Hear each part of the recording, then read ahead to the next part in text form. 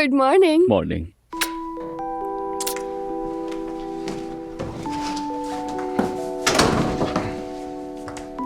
आइए।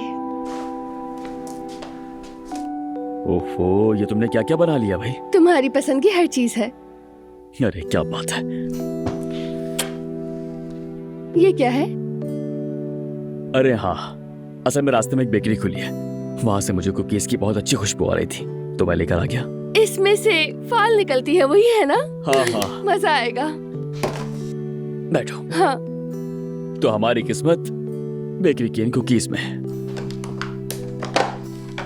ये लो। नहीं, पहले तुम।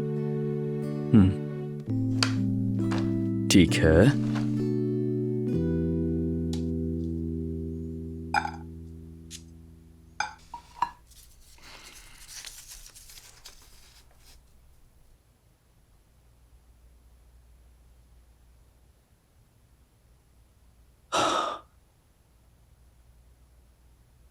क्या लिखा है? मेरी वाली छोड़ो ना, चलो अब तुम्हारी बारी। मेरी जान, पढ़ो ना, क्या लिखा है? अरे बस इसमें लिखा है कि आओ मेरे दिल से पूछो कि मैं तुमसे कितनी मोहब्बत करता हूँ मेरी जान। तुम्हारा चेहरा इतना उतर गया था, मैं समझी कुछ हो गया है। हद है। अरे ऐसा कुछ नहीं है। चलो अब तुम्हारी बारी, निकालो उसमें से एक। ठीक है।